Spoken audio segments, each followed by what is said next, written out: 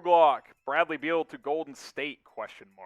It's possible. I mean, the Warriors got the most ammunition in terms of draft capital. Number 7 overall pick, number 14 overall pick, James Wiseman from last year. You've got salary matches with guys like Draymond Green and Andrew Wiggins as well. The Warriors can offer a lot if Washington wants to trade Beal, and if Beal does end up requesting a trade, depending on when you're watching this, maybe he already has. But yeah, that's definitely a possibility. Would I bank on it? We'll have to wait and see. I'm not totally convinced of that just yet. Ethan Oakman is next up. Will the Warriors get Turner, Beal, or both of them? Will Golden State get both Bradley Beal and Myles Turner? That would be pretty tough to do financially, right? You're having to for sure dump either Draymond or Wiggins, if not both, to make that happen, including James Wiseman. You'd have to get rid of him as well from an ammunition standpoint.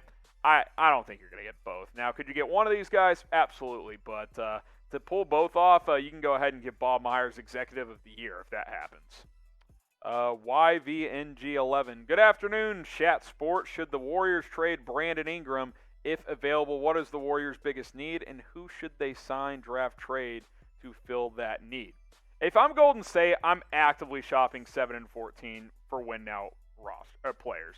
Ingram can help you win now. He wouldn't be at the top of my list. I mean, I think Beal and Dame are the two guys I'm hunting if I'm Golden State. But it's a loaded draft as well. Look, either way, Golden State will improve the roster this offseason. Hashtag NBA, who will the Warriors draft at 7 and 14? I'm going to say it's 75% chance they don't draft at both of those picks. Maybe they draft one. Maybe they don't draft it either. Like, if they get Bradley Beal, they're probably losing both those picks. I would like to see James Bouknight at number 7, a guy who could come in right away, be a bench scorer. And then I think trading 14 makes sense. That is what I would do if I was Golden State. Rug Brothers, why should the Warriors trade for another superstar? Could Marcus Morris be traded for 14? He could in theory, but why would the Clippers do that? I think Marcus Morris right now is way more valuable than the number 14 overall pick. This is a guy who can drop 20 on any given night. He's a 42, 43% three-point shooter, and he plays good defense. I mean, that's a win-now team, the Clippers are, so I don't think they're just going to say, yeah, give us a mid-first-round pick for Marcus Morris. I don't see that happening. John Doe, 69. Should the Warriors use Kelly Oubre in a sign and trade? A lot of Kelly Oubre smoke out there right now.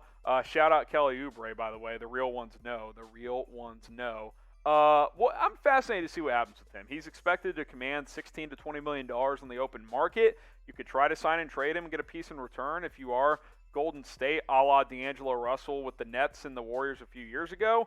We'll see. I think that teams have interest, and I think the Warriors have interest too, which is why if they let him go, maybe they can facilitate a sign and trade. Does Kelly Oubre stay with the Warriors this offseason? Type Y for yes. Type in for no. Go into that crystal ball and let us know what you guys think. Will Kelly Oubre return to Golden State? No name. Will the Warriors win the chip next year? Maybe. I think they'll be a contender. If Klay Thompson's healthy and 85% of what he used to be, that helps a ton.